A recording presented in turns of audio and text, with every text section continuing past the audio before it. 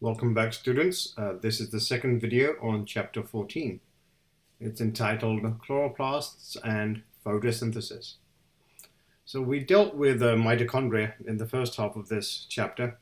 Now we move our attention to chloroplasts. Now the one thing that you may notice is that there is some overlap in the functionality, in the way that things are done in chloroplasts when we compare them to mitochondria. But there are also major differences. So a compare and contrast exercise would suffice really well when listening to this video. The authors of this textbook have decided to divide this chapter section into 9 parts, and they are listed here in the next 2 slides. So beginning with section 1, which talks about how chloroplasts resemble mitochondria, but have an extra compartment called the thylakoid. That's an important concept that we need to understand.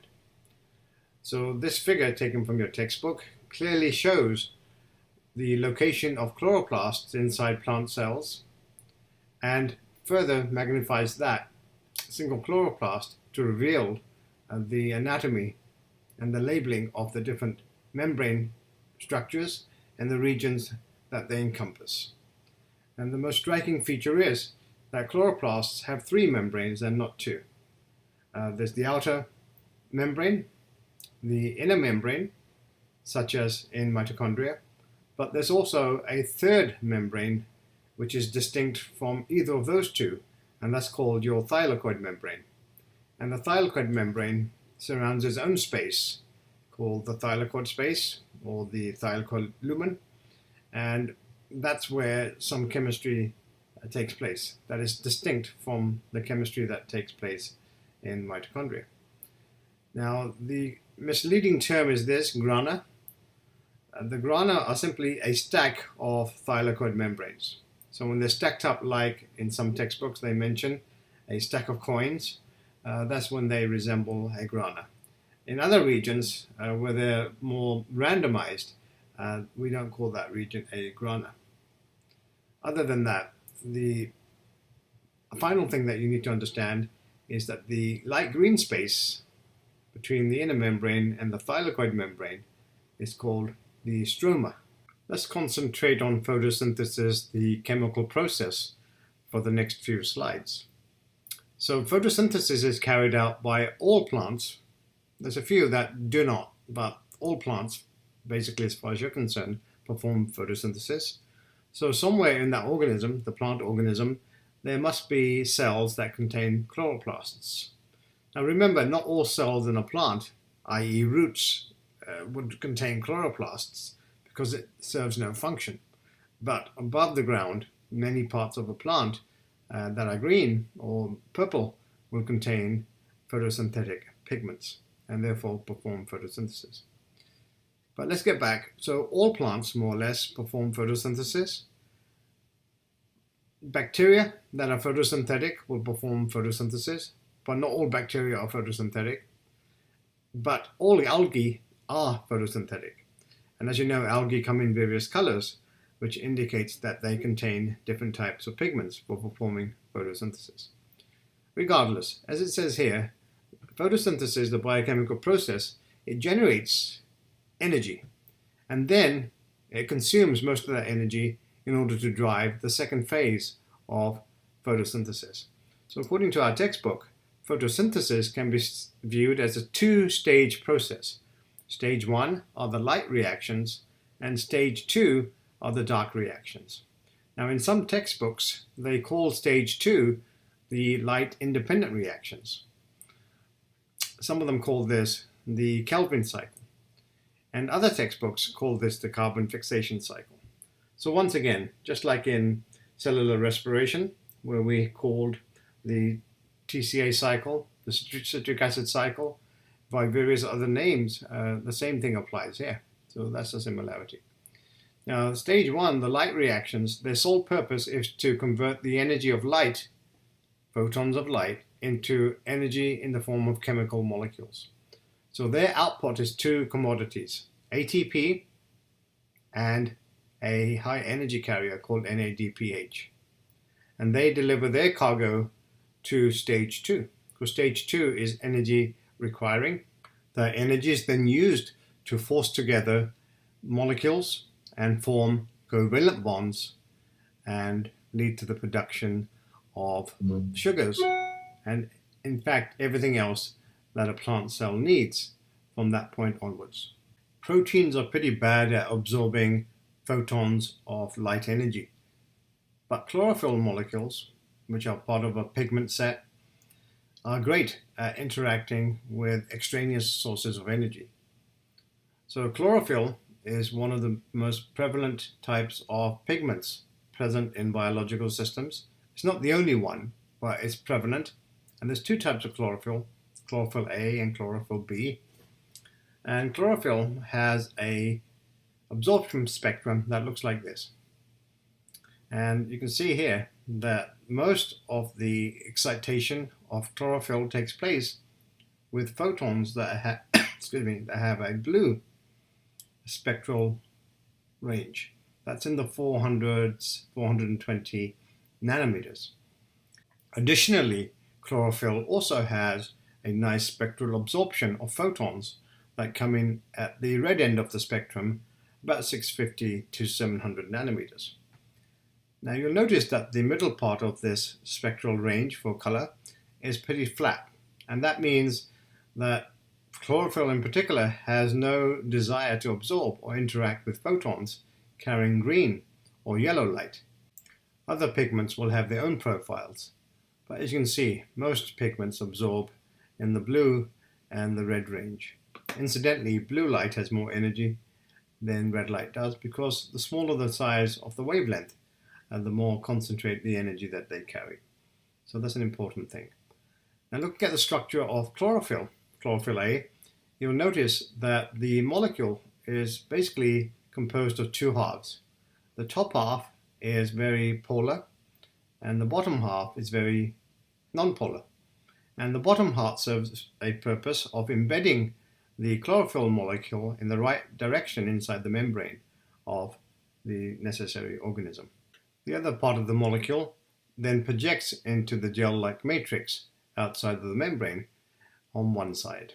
So let's take a deeper journey. You'll need to miniaturize yourself now and once again think of your life as an electron. The first thing that happens is that energy from sunlight bounces around between two parts of a photosystem. So a photosystem has two parts. Normally in the center, there's something called a reaction center, and that contains its own proteins and its own types of chlorophyll. Then on either side or surrounding it in a hoop is something called the antenna complexes. And the antenna complexes are basically like an antenna dish. They just increase the surface area across this membrane upon which light energy can be captured. So the light energy bounces around between these antenna complexes, the photopigments, and eventually is randomly passed to the chlorophyll special pair, which are sitting inside the reaction center. And they are the ones that contain electrons that can be excited. So these electrons basically pass the parcel. So they get excited, they elevate themselves to a higher orbital within the chlorophyll molecule, but when they drop back down, the electrons, they pass their energy to a neighbor in a random fashion. And as you can imagine, sometimes if there's another photosystem sitting close by, some of that energy can jump across to that system. But let's keep our concentration here. So photons of energy are absorbed. The energy, the light energy, is bounced around until it arrives just by chance at the special pair of chlorophyll molecules. And from there, something strange happens. The energy of light, the photons, excites their electrons to a much higher orbital, and that is then ejected. The electron is ejected from this chemistry, this molecule pair, and is given to an electron carrier. And the electron carrier is mobile. That means it can leave this docking site on the reaction center. So once the electrons are picked up by the electron carrier then becomes negatively charged.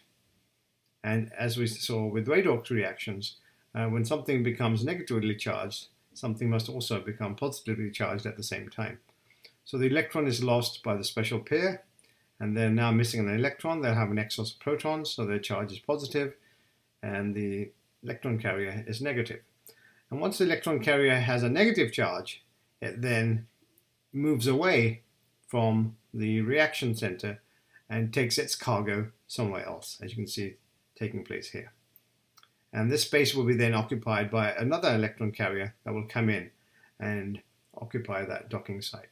So this is a continuous cycling of these electron carriers.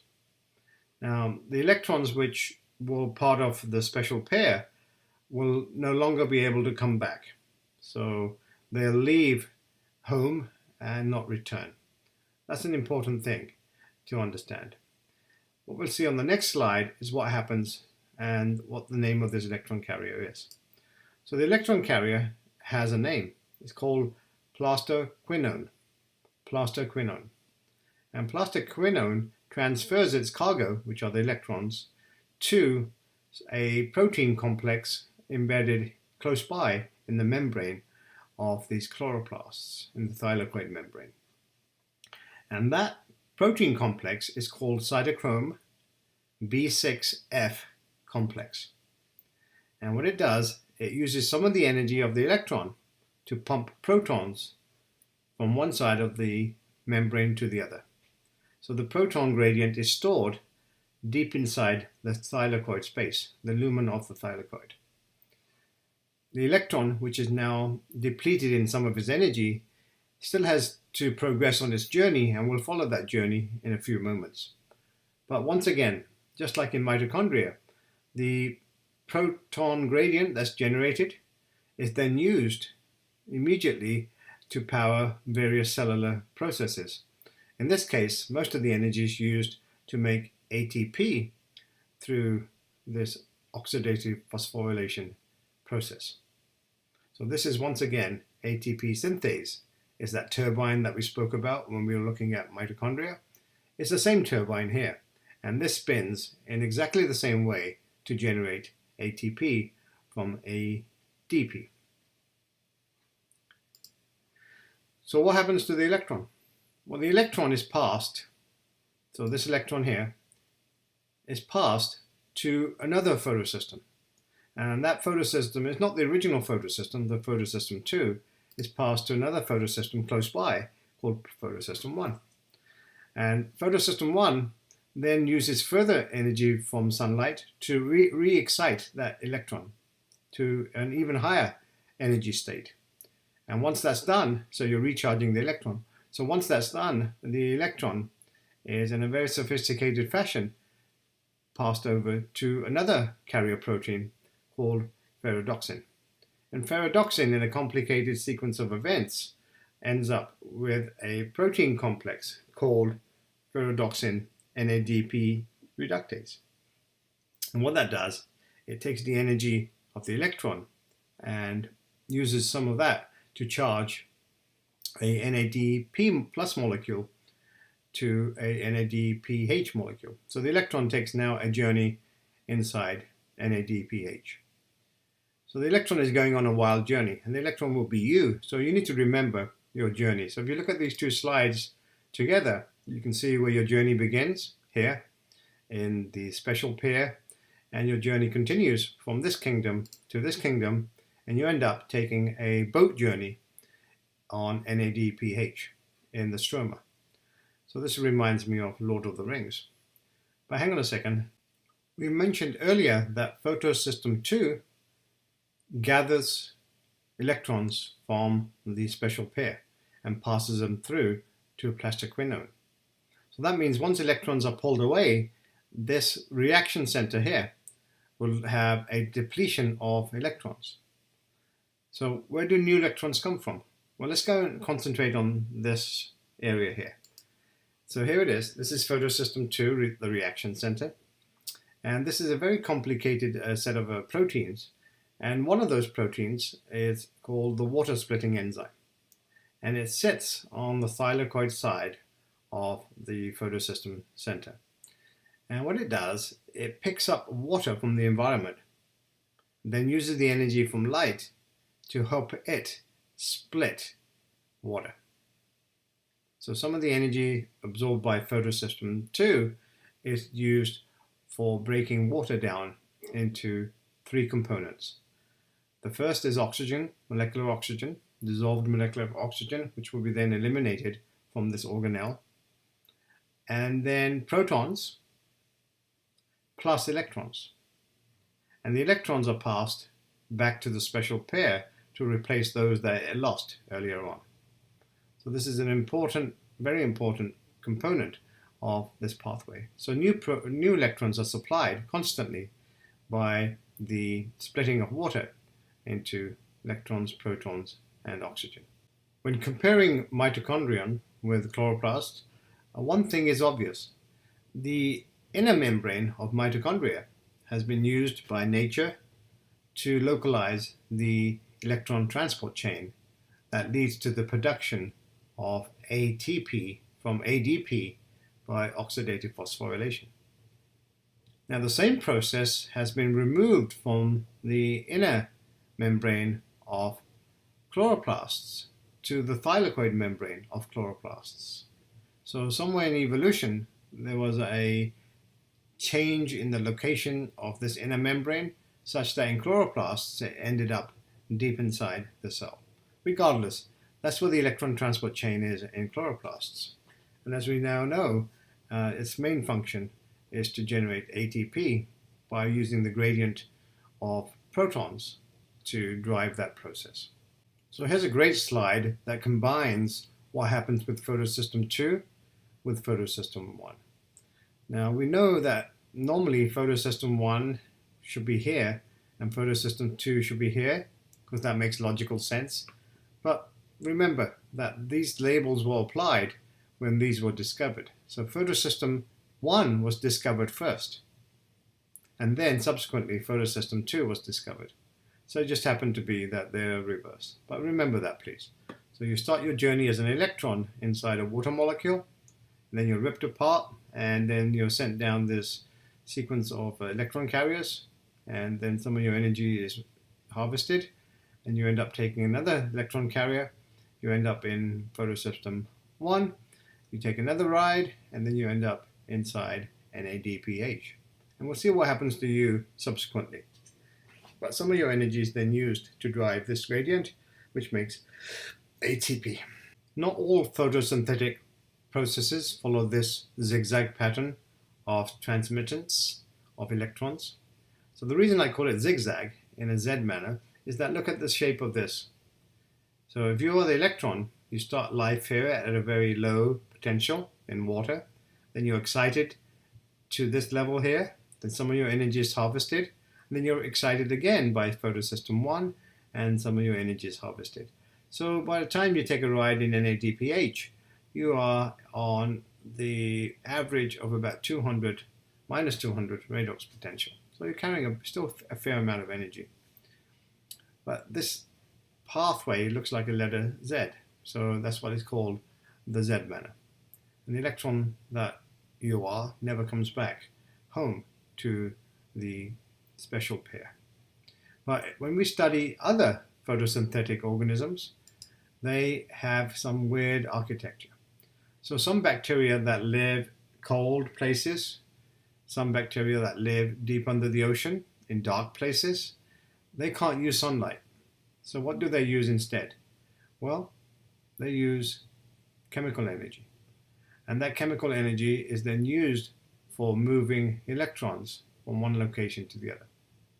Other bacteria that don't use water can use an alternative supply of electrons.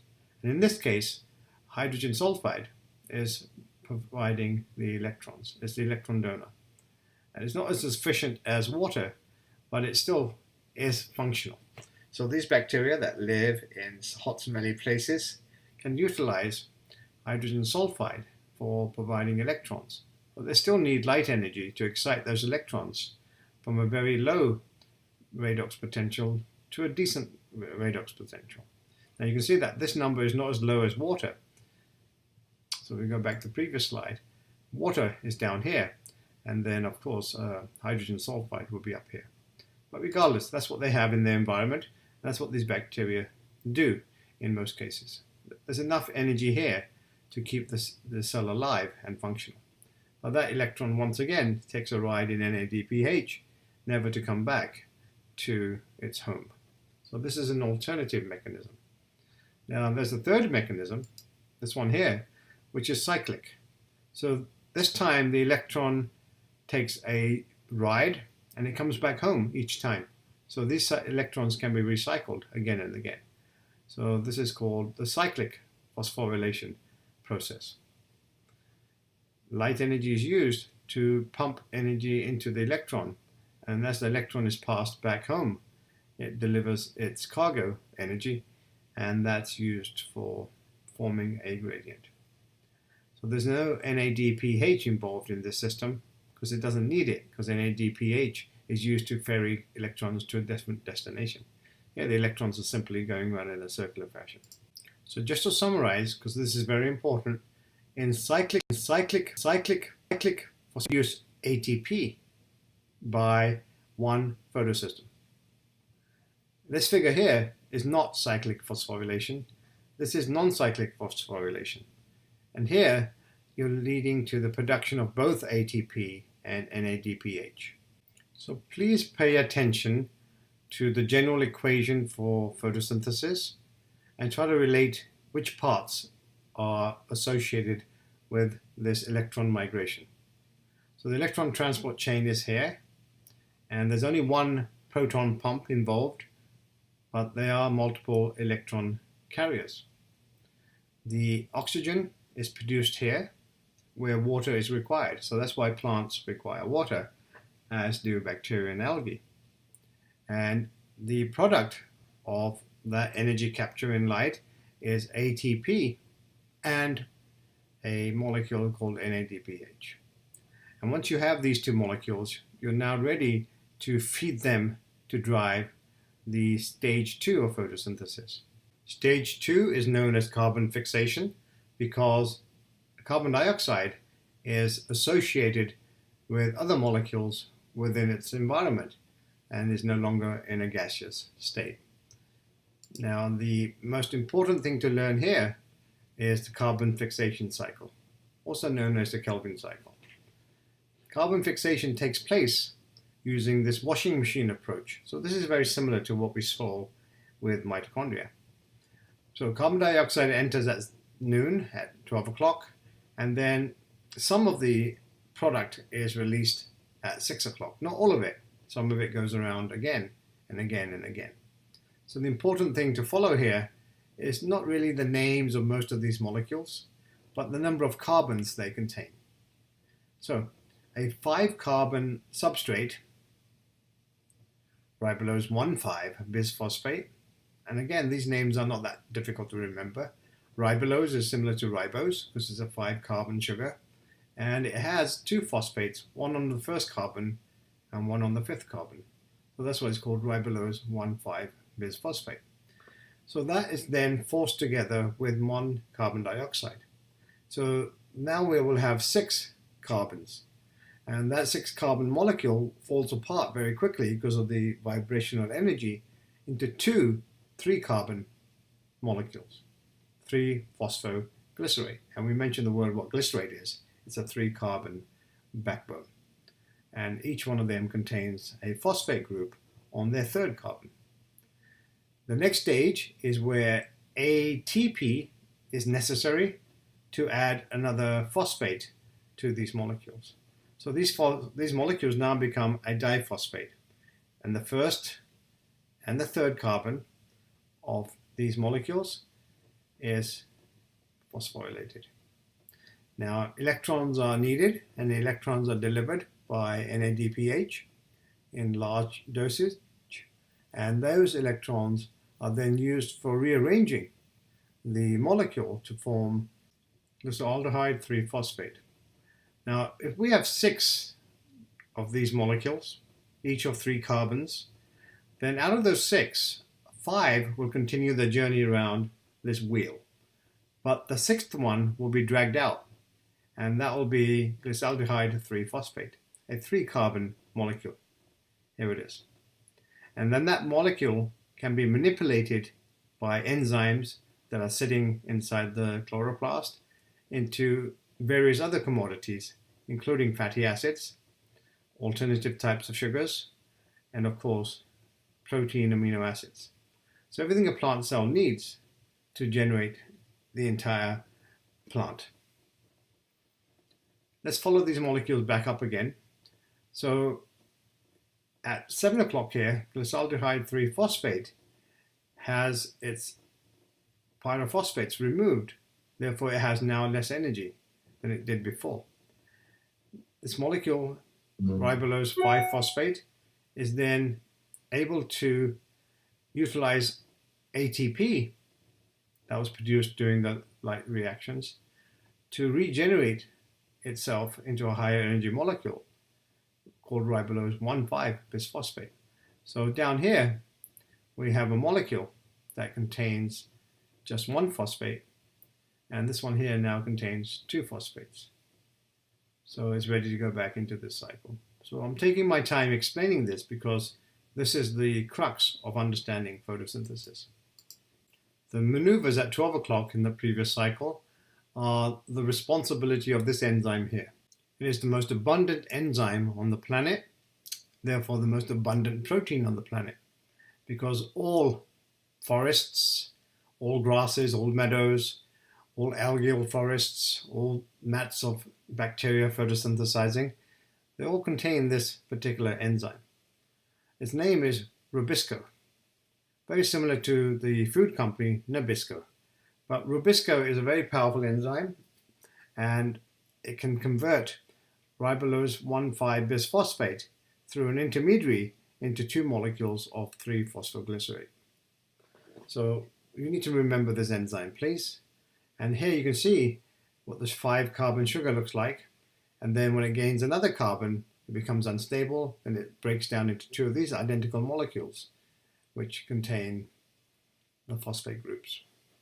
Glucose is a 6-carbon molecule, as we know, and since 1 3-carbon molecule is produced down here, then it takes 2 cycles of the Kelvin cycle to produce 2 of these products, which are then subsequently bonded together by other enzymes not mentioned to produce glucose. And then the glucose is then combined with another sugar to produce sucrose. And the sucrose is then released into the phloem and the xylem, the transport vesicles, the transport vessels, I should say, of plants, so being migrated around.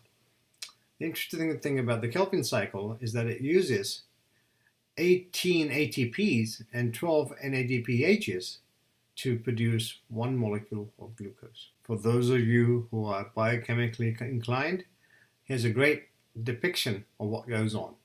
So this is the stroma of the chloroplast, and this is the cytosol of the chloroplast. So you can see there are multiple cycles out here, and the one that's illustrated is the sucrose synthesis cycle. It's also a washing machine, but its main product is sucrose, which are 2 rings of carbohydrates attached together, right? And incidentally, sucrose consists of fructose and glucose. 1 molecule of fructose, 1 molecule of glucose. It doesn't surprise scientists when they look under the microscope at chloroplasts to discover that chloroplasts contain various types of storage areas. In this particular electron micrograph, we can see starch granules, 3 of them, and we can see these spots, which are oil droplets. And also we can see the general structure of the inner thylakoid membrane with its stroma stacked up in various places. Students must not forget that plant cells do contain mitochondria. So chloroplasts and mitochondria are found inside plant cells. And there's a crosstalk between the 2. And the crosstalk involves sugars migrating from one to feed the other. And this sugar here is no different to the sugar that you came across doing cellular metabolism using oxidative phosphorylation and aerobic and anaerobic respiration. So here glucose could be powering the citric acid cycle inside mitochondria using pyruvate, as we learned before. This figure reminds us that complicated machines like photosynthesis do not generally evolve in a single step. They have a foundation. So scientists have looked at other living things alive today and then conjectured as to what could have happened in the past. So it appears that the first proton pumps were a solution to living in an environment that contains a lot of acid. And by pumping protons out, you can reduce the pH, you can reduce the proton concentration inside the cytosol of this ancient prokaryote so that it could continue to perform its biochemical reactions in a non-acidic environment. Subsequently, we believe that the proton pumps, rather than using ATP energy, started using electrical energy in forms of potential gradients. And that electron could have come from hydrogen sulfide or many other sources of chemical energy, or subsequently could have been utilized from light energy. And then more recently, we have evidence to show that a ATP synthase could be then coupled to the movement of protons to harness some of that energy, the potential gradient across that membrane. Perhaps this timeline is very, very important, and it illustrates that the evolution of life initially took place in a world without oxygen, and that due to evolution itself, organisms were able to put together the mechanisms to start liberating electrons from water and releasing a byproduct called oxygen. And over about 1 billion years, oxygen levels in the atmosphere increased to close to what they are today, about 21%. That meant that any cells that found oxygen toxic would have to have either the ability to evolve to be able to live in the presence of the oxygen, or to hide away in areas where oxygen could not penetrate. And today we find both types of organism around us. We have bacteria that live deep in soil where oxygen cannot penetrate, and we have other organisms, the vast majority, which live in the presence of oxygen. So life itself was responsible for generating oxygen in the atmosphere and in the oceans. And there's plenty of evidence all around us to support chemical equation really has many deep roots that the student really needs to understand. Thank you so much.